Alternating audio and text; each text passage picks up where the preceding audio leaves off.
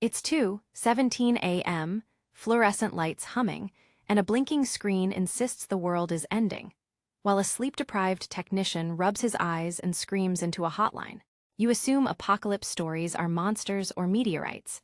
The darker truth is human error, rust, and misplaced assumptions almost did the job for us more than once. Over the next 15 incidents, we'll crawl through nuclear misfires, lab screw-ups, and bureaucratic oopses that nearly erase the planet. By the end, you'll be grateful for that frail little switch labeled, "Don't press."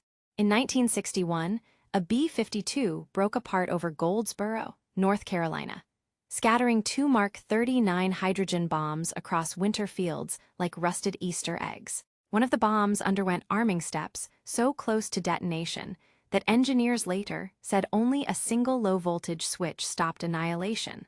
Literally, a 1-bit fail-safe. Imagine a toaster catching fire and one tiny metal clip preventing global winter. That's how close we came.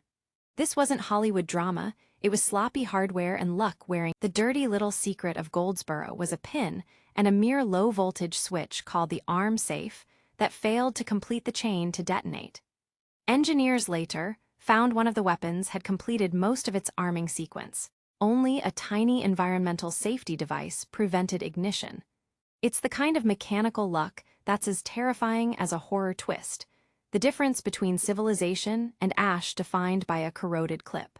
We keep building complex machines and hope for. During the Cuban Missile Crisis, the Soviet submarine B-59 was depth-charged by U.S. Navy ships who didn't know it had nuclear torpedoes aboard.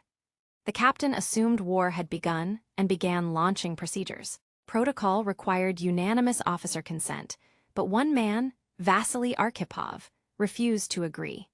His no stopped a nuclear torpedo from firing into a confused ocean that might have spiraled into all-out thermonuclear exchange. Civilization's survival sometimes comes down to one. Arkhipov's refusal felt like the only sane brain in a room full of panic and poor communication. The captain had no clear idea whether war had actually started. The sub's officers had only a fog of signals and propaganda, no internet, no clear chain of command across oceans. That single human judgment call overrode automated escalation protocols and the logic of mutual destruction. It's a brutal reminder that sometimes human stubbornness, not sophisticated systems, keeps us from annihilation. In 1980, a maintenance worker dropped a socket inside a Titan II missile silo in Damascus, Arkansas, and the tool punctured highly volatile fuel plumbing. The ensuing explosion rocked the silo, ejected the missile, and almost detonated the warhead lodged nearby. Only multiple safety interlocks and hardened physics prevented a nuclear yield.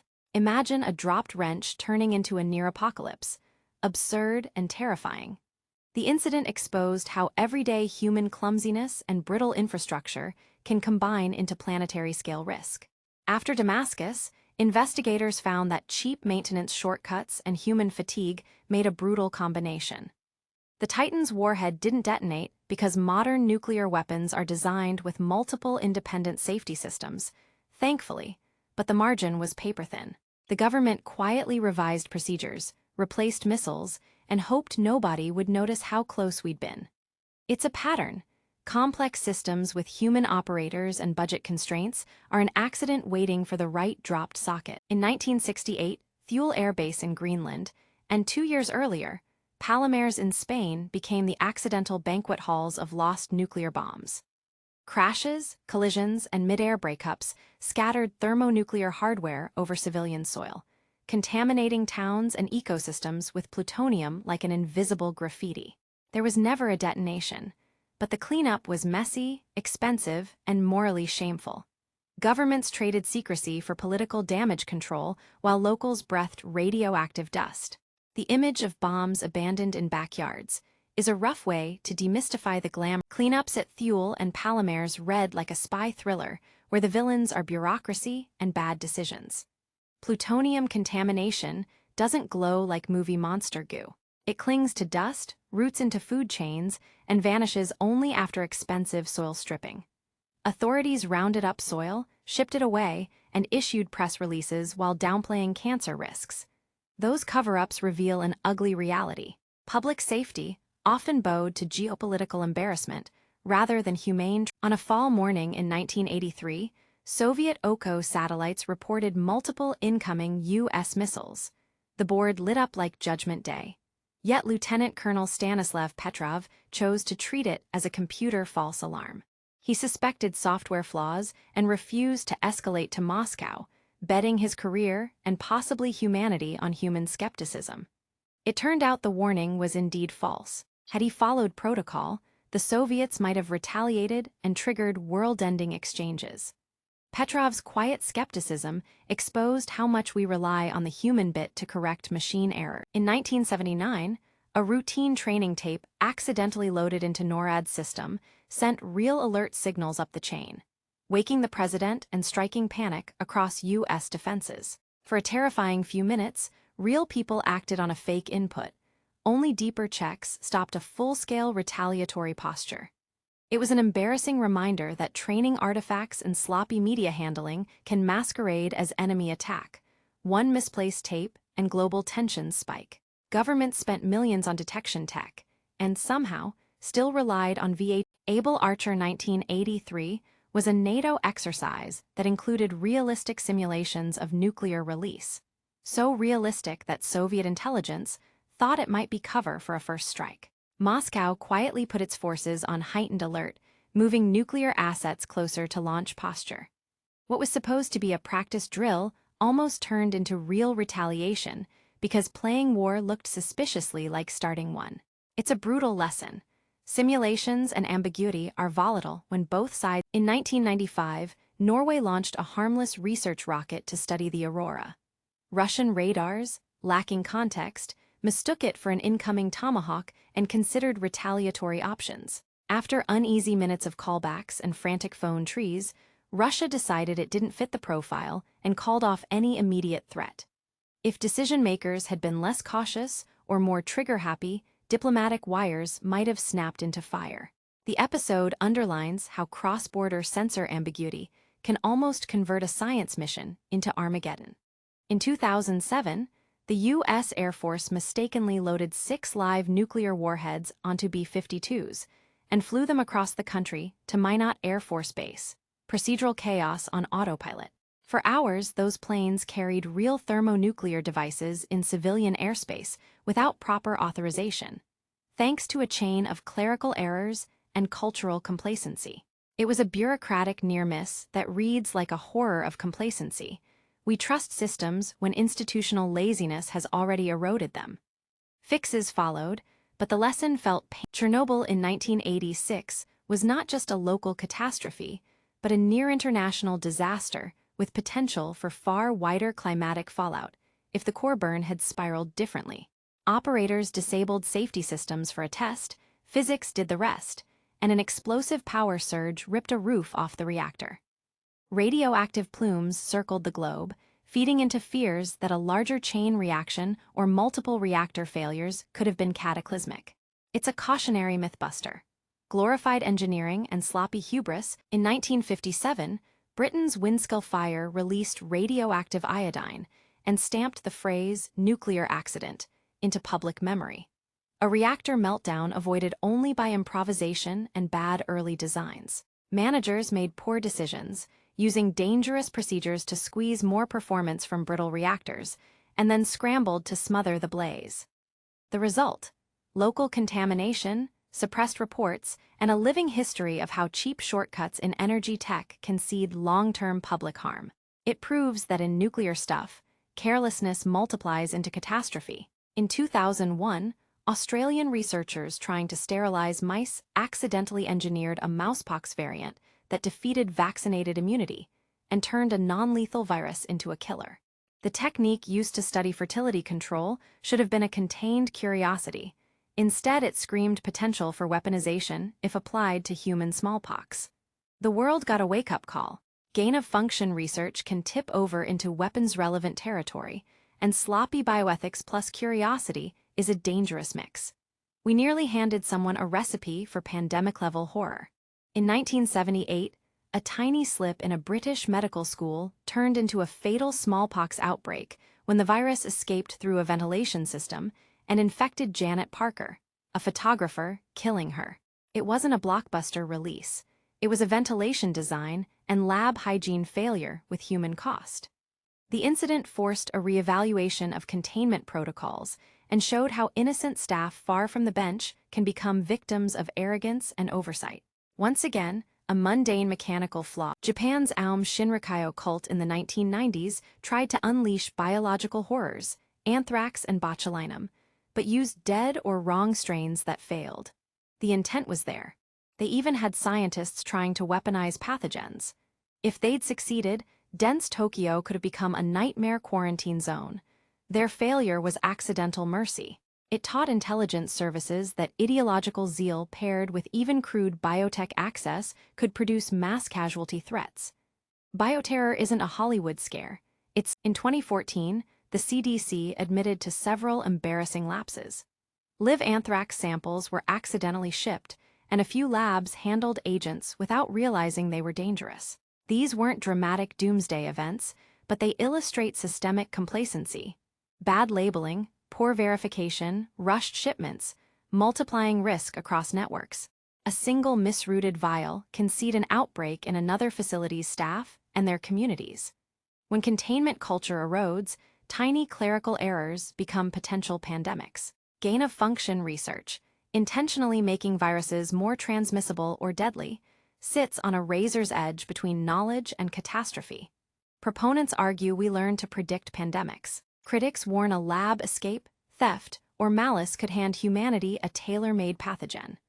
Recent controversies over H5N1 and other experiments prove this tension isn't theoretical. When curiosity meets capability without ironclad oversight, we flirt with self-inflicted extinction. That's the kind of oops that digital infrastructure seems invincible, until you remember it's patched together by humans who make mistakes and systems that were never designed for total resilience. Imagine misconfigurations or malware taking down satellites, power grids, or early warning systems. Suddenly, nuclear deterrence logic becomes brittle. We once almost revealed this when a software bug in early warning systems reported false attacks. Modernization hasn't fixed the basic truth. A clever exploit or cascading failure could amplify a small error into existential risk. Climate change isn't a single event. It's a slow apocalypse of feedback loops we barely studied until they started accelerating. Scientists warned about permafrost methane, ocean circulation collapse, and ice sheet tipping points. Anyone could amplify warming and collapse food systems. Policy dithering and fossil fuel inertia turned warnings into near misses, with feedbacks warming in unpredicted ways. We didn't almost delete ourselves by accident in one event, but by collective inaction and denial, we keep nudging. Artificial intelligence is the next, we thought we had time problem. Systems that learn fast, deployed widely, and often without human-in-the-loop controls. A single misaligned superagent tasked with maximize efficiency could reorganize infrastructure in harmful ways. We've already seen narrow AIs behave unpredictably. The real danger is scaling mistakes. What's a glitch for a drone fleet could be systemic when built into financial, energy, or defense layers. We're not careful enough. History shows accidental annihilation doesn't need malice. Just software bugs have masqueraded as apocalypses for decades. False radar inputs, misrouted commands, and cascading outages that make trusted systems lie to us. In critical domains, such bugs can create misperceptions of attack, trigger fail-safes, and cause catastrophe. The funny, terrifying truth is we often trust code more than we trust people, even though code is written, maintained, and broken by them. Until systems are built with graceful degradation and skepticism, bugs will keep. Across these near misses, a pattern emerges. Humans are fallible, institutions are messy, and complex tech amplifies small mistakes into enormous consequences. Fatigue, secrecy, and institutional inertia keep vulnerabilities alive, and after each scare we patch one hole while another opens. The terrifying part is that many fixes are political, not technical. Budgets, accountability, and transparency determine whether we actually reduce risk. Call it human poker. We keep anteing with the planet until someone folds. We build redundant systems assuming they'll save us, and sometimes they do. But redundancy that shares the same human procedures or design errors is false comfort. Multiple layers that all rely on the same flawed training, software, or supply chains can fail together. Goldsboro, Petrov, and the Minot incident all show that redundancy must be independent and audited, not ceremonially redundant. Real safety design treats human behavior as the wild card. Risk reduction isn't just engineering, it's political will. Governments minimize scandals, bury reports, and dodge responsibility to avoid short-term fallout, often at the expense of long-term safety. Secrecy makes near misses worse by hiding lessons that would improve global standards. You can design the best fail-safes, but if institutions punish whistleblowers and reward obfuscation, the next near-death will be born. Some fixes actually helped. Transparency, international communication, and independent verification reduced several nuclear near-misses. Petrov's story taught the value of human judgment in automated systems. Norway's rocket showed how rapid diplomatic contact prevents escalation. International treaties, shared satellite data, and open science practices have lowered certain risks. The takeaway isn't utopia. Falls still happen, but cooperative systems and honesty buy time. You can't fix policy overnight, but individual vigilance helps. Support transparency, vote for accountability, and demand safety audits for high-stakes tech. On a personal level, learn basic emergency preparedness, support credible science communication, and push for stronger regulations around dual-use research. Civic pressure and informed citizens change incentives faster than quiet resignation. The planet's safety isn't just technical, it's democratic. Your choices shape how risks are prioritized. The real nightmare is normalization. When near-deaths become another Monday headline, public attention fades and systems stay fragile. We grow numb to the jaw-dropping facts: bombs almost dropped, viruses almost escaped, simulations almost misread, and return to business as usual. That apathy is dangerous because prevention needs sustained pressure, not momentary outrage. If we keep treating near extinction as a quirky footnote, the next near. Sometimes the solution isn't grand tech but humility, better checklists, mandatory drills, and a culture that rewards speaking up. Goldsboro needed a bit more mechanical rigor. Damascus needed better maintenance culture. Labs need disciplined biosafety regimes. Small investments, inspections, redundancy audits, whistleblower protections reduce huge tail risks. History shows major disasters often begin with tiny, fixable human errors. The cheap fix. We flirt with annihilation because progress outpaces governance. New capabilities arrive faster than rules, budgets, or cultural norms can adapt. Technologies get deployed before societies understand them, and institutions assume someone else will handle unintended consequences. The startling truth is systemic. Speed plus opacity equals repeat near disasters. Until policy, ethics, and technical design move in sync, we'll keep flirting. After touring these 15 hair-raising near misses, the blunt truth is we've been fragile but not inevitably doomed. Yet, human judgment, diplomacy, and some engineering saved us more times than we'd like to admit, but luck played a starring role. The catalog of near deletions should make us sober, not fatalistic. Systems can be changed, policies reformed, and cultures improved to lower risk.